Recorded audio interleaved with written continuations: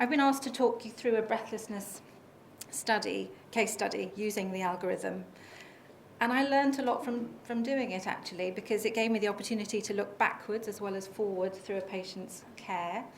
And using the algorithm, this isn't telling us anything none of us don't already know. We all know the causes of breathlessness and how to manage them. But what the algorithm helps us to do is to think about each of those in the context of a patient and the relative importance of the different possible causes of breathlessness through a patient's time with those symptoms, and I found that really helpful. It's a real-life study. It's quite a complex patient. Many of the patients that you see will not have nearly perhaps as complex a case as this. And there are limitations to it because obviously I am approaching it from her interactions with secondary care to some degree, and I don't have the very important background story of what her primary care physician was doing through all the years that this lady was struggling with breathlessness. But I do have more recent information on how her GP has been looking after this lady, and she has an absolutely fantastic GP, and it's been really helpful to work together. So I will go through that. So there are some questions in here just to keep you on your toes. Some of them are just for fun, so you've got interactive keypads where you just put down what you think the answer is, and then we'll go through the answer. So Mrs. A.W., she's 64. She's a housewife. She has 4 grown-up children. She's an ex-smoker. She smoked for many years and stopped about 5 years ago at the point that I met her. And she has complex comorbidity, as so many of these patients do. She has ischemic heart disease with a previous infarct, and for that she's using just aspirin because she didn't have very much ongoing angina. She's hypertensive on amlodipine. She's hypercholesterolemic on a statin. She's diabetic, and she's been treated over the last several years for recurrent urinary tract infections as well. So the first question, I'm a chest physician, what do you expect, is spirometry. This is her spirometry because she also has an obstructive lung defect. Those are her numbers, and the next question is going to be, what's the diagnosis? So her FEV1 pre-bronchodilator was 1.5 litres. After some salbutamol, it was 1.84 litres. And her forced vital capacity was 3.24 litres. So I'll give it to you that her FEV1 was 77% of that predicted for her age, height and weight. And her peak flow was 375 on a predicted of 400 to 520. So what's the diagnosis? I'm going to press F9, which means you can now give your answers. We're going to have to march through because there's quite a lot. This is 10 years of data we're going to go through, so you're not going to have very long. All done?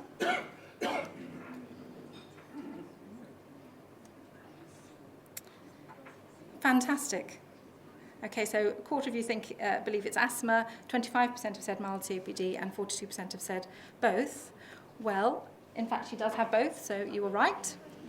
But her FEV1 is moderate, although not necessarily by the 2002 criteria, which is when this all first started. Moderate, but she has significant reversibility, therefore she has both asthma and COPD. And she was on treatment for that. Okay, so I'm going to first talk you through her life between 2004 and 2007. She presented to A&E for the first time, as far as we know, in May 2004 when she was breathless and had chest tightness. This is a recurring theme. Every time she comes to A&E, she's breathless and has chest tightness. Nothing very much came up in terms of her investigations, and the diagnosis was non-cardiac pain, probably musculoskeletal, and at that point someone thought she was probably hyperventilating. There's no real assessment of how they thought that, but certainly a paper bag seemed to make her feel better, or maybe it made the clinician feel better. But nothing else was then done about it. That was it. So she had a negative diagnosis and nothing else. So by November 2004, she was presenting again, shortness of breath, chest tightness, but also had some GI problems, had an infection, a GI infection and vaginal candidiasis, which was treated. She had a cystocele. There were other things going on. But then again, on her discharge summary, it says anxiety not resolved. It's not really surprising because nothing seemed to have been done about it, but then, of course, her GP may have been addressing it. A month later, she was back in hospital, this time with dysuria and vomiting, but also this persisting shortness of breath and chest tightness, and was treated for what could be found, which was a urinary tract infection, and discharged. She was in again within 2 weeks with shortness of breath and chest tightness. Her peak flow was low on her predicted. There was nothing else very much to find in terms of bloods, chest x-ray, oxygen saturations. She had some blood gases done, and she was managed as an exacerbation of asthma with plans for a nurse-led follow-up. So if you could have a look at her blood gases. I know you don't look at these very often. This is just a bit of fun. What do you think those show is the next question. So have a look at them. Her oxygen sats were 95% on air. So let's have your answers. Respiratory alkalosis, metabolic acidosis, compensated respiratory acidosis, were they normal? Her SATs were 95. Or was she over-oxygenated to give her a PO2 of 11 in ED?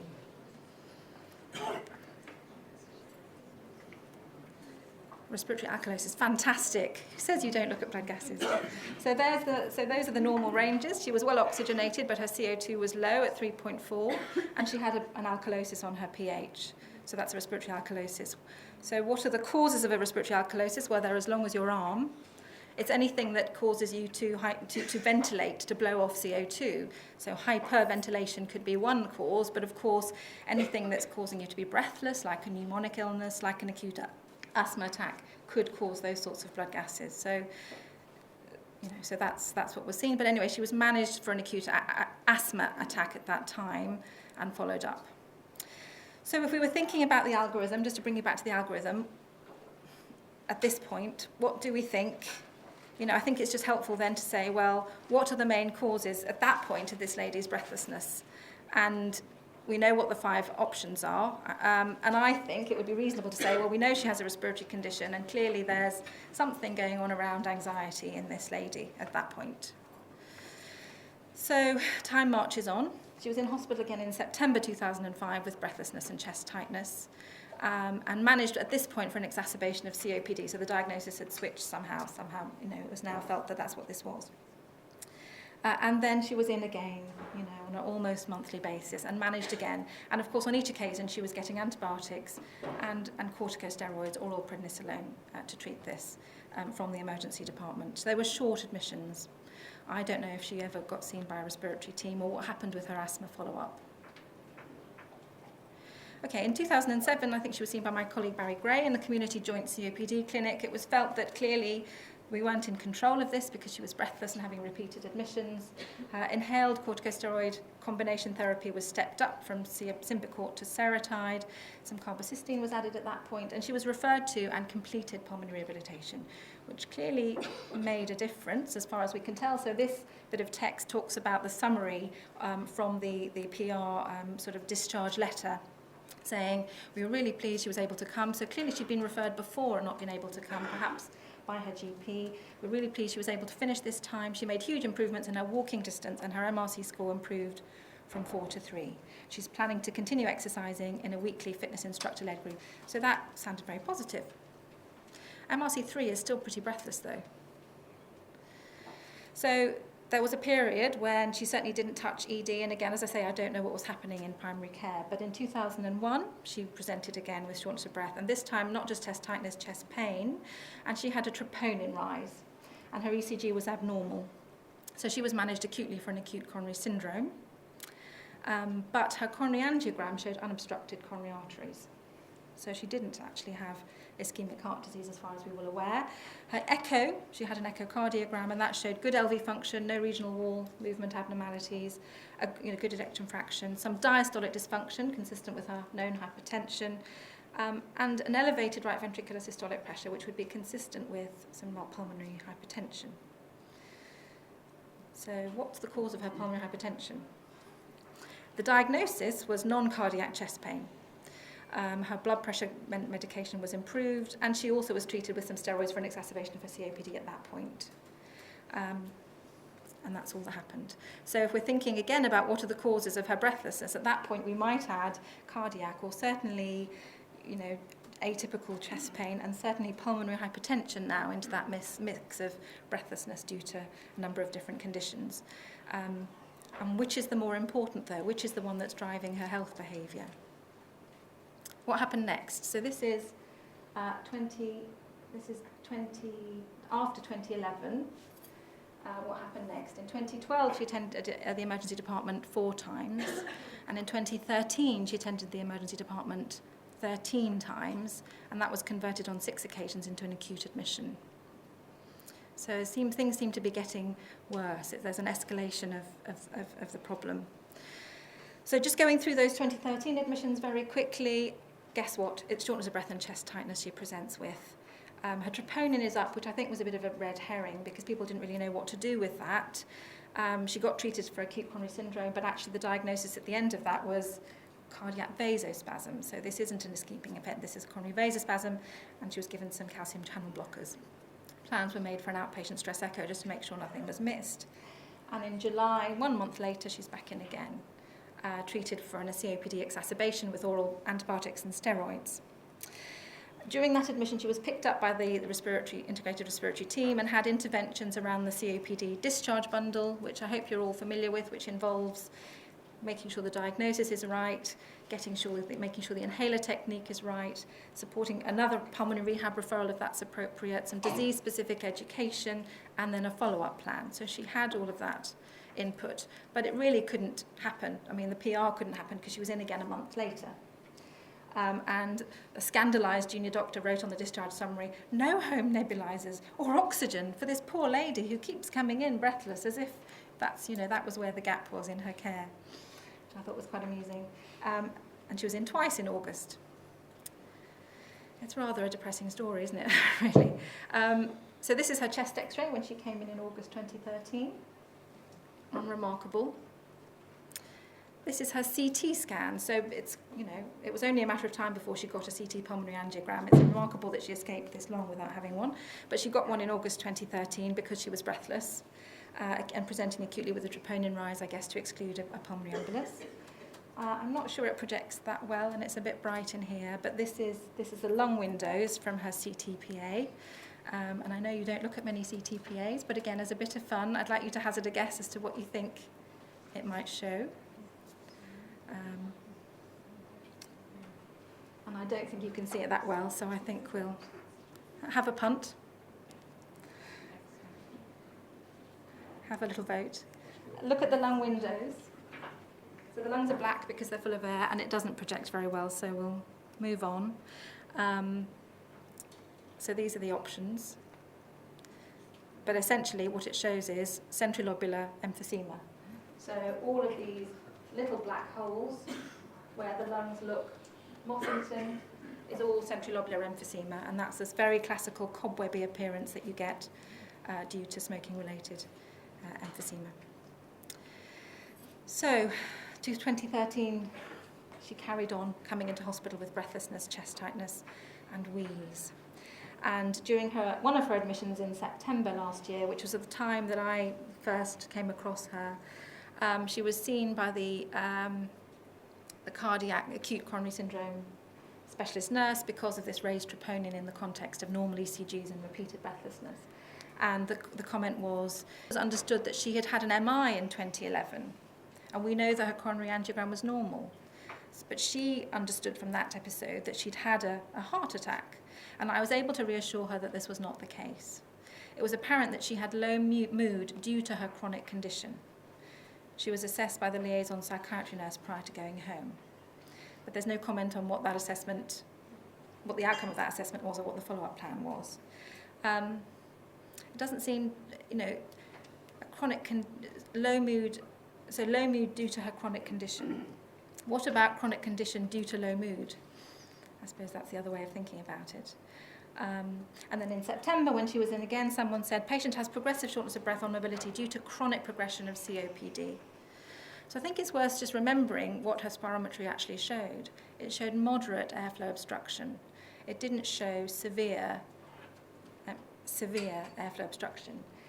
And when she had full lung function in spirometry after that admission, her gas transfer was 59-60%, which again is low, but it's not physiologically really low enough to account for this burden of disease. She'd had some thyroid function tests done, which showed that she was hypothyroid, which could also, of course, be contributing to her breathlessness, and she was started on some treatment. So she then came up to the clinic in October She was very breathless. She has an MRC of 4, objectively measuring it. But we looked at a few other things. So we thought about her weight. And this shows her weight from 2004 up to 2013 and what the BMI was. So she'd gone in the course of just under a decade from 54 kilograms to 80 kilograms. And her BMI had gone up from 22 to 33, helped in no small part, I'm sure, by the repeated courses of oral prednisolone that she was treated with. I wondered, as she was hypothyroid and overweight, whether she might have a sleep disordered breathing, causing her pulmonary hypertension, but a sleep study was unremarkable. She certainly also has osteoporosis on a DEXA scan, which was treated. And then we did some measures of her psychological morbidity using the PHQ-9 and GAD.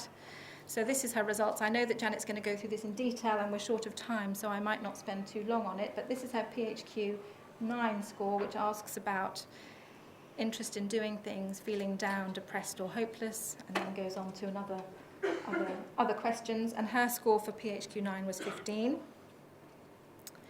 And her GAD score, looking at her levels of anxiety, was also 15. So you'll sure do this much more often than I do, but what do you think her PHQ-9 score of 15 indicated? Mild anxiety, moderate depression, severe anxiety, or mild depression?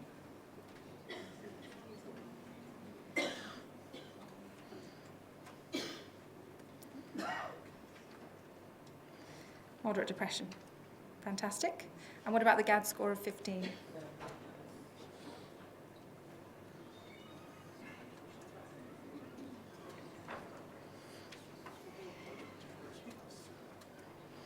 Yeah, perfect. So you're experts at that. Janet, you don't need to give your talk. Okay, so she had moderate depression and severe anxiety. So now what's the cause of her breathlessness? Well, we're adding another one to the list. So the plan in October when she was seen in clinic was we need to think about her weight. She's at risk of fracture. We need to treat that. We need to think about her managing her anxiety. So I referred her to my colleague who's a consultant clinical psychologist at King's, Jane Hutton.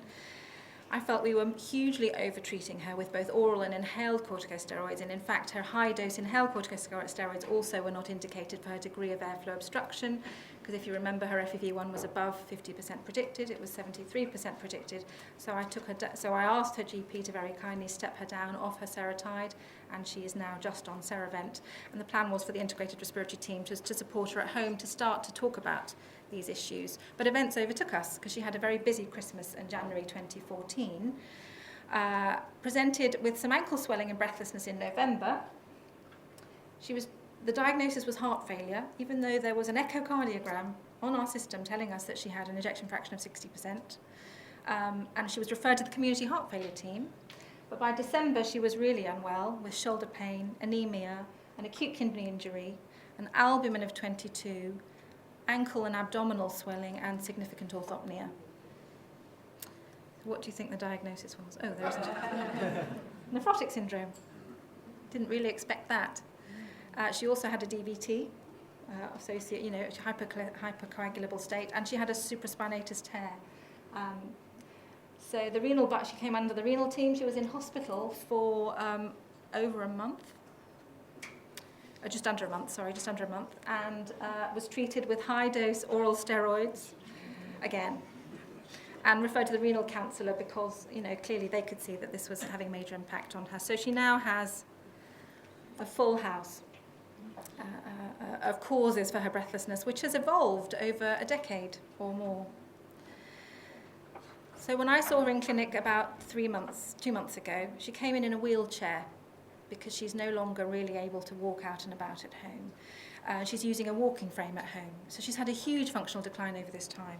She had a clear evidence of a proximal myopathy. She was very tremulous. She was weaning her oral pred under the renal team. And she was having interaction support, which she really valued from the consultant clinical psychologist. And the notes from the clinical psychologist review was that what this text says. Overall, my impression was that Mrs. W was really struggling to adjust to her physical limitations. She'd had a role as a matriarch, supporting her family with some quite major ups and downs in life. It was difficult for her now to find a middle ground between continuing to look after everyone and being in a sick role when she's not able to do much at all. She was also experiencing a strong vicious cycle of breathlessness and anxiety. She was aware this was happening, and she and her family members would benefit from reiterated clear information about the likely reasons for this.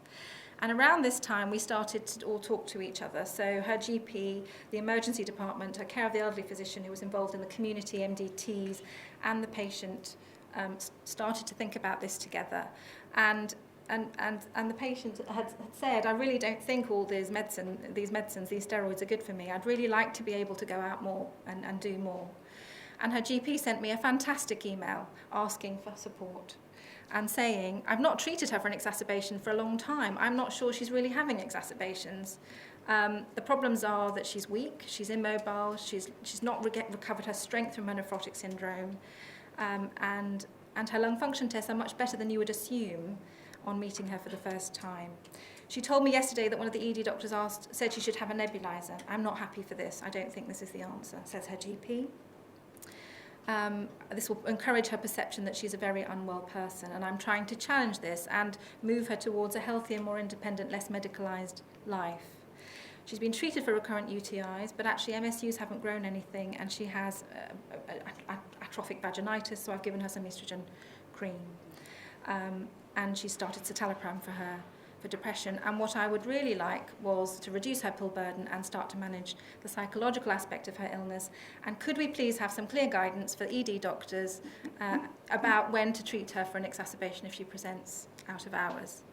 So that's what we did. We put together an ED flag, which sits on our electronic system in the emergency department, signed off by the ED consultant, really just saying, these are the only parameters which would indicate that if Mrs. AW presents breathless, she should be given more oral steroids. And who to contact to ask if things aren't clear, including, of course, the renal team, who need to be closely involved. And what we've also uploaded onto the emergency department is the breathlessness leaflet, so that if she presents and there are no clinical reasons why she needs antibiotics or steroids, actually they can print off the breathlessness leaflet that she has also been gone through at home and say, what about these things? So in summary, what I've learned from going through this case is that negative diagnoses are really not helpful, as we all would agree, that getting the diagnosis right at the right time is crucial, that there's rarely a single cause of breathlessness, and it's really helpful to think about whether the functional limitation in front of us fits with the clinical assessments that we have, and about the relative weight of these different causes of breathlessness over time.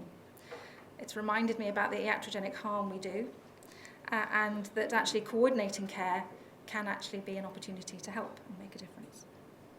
Thank you.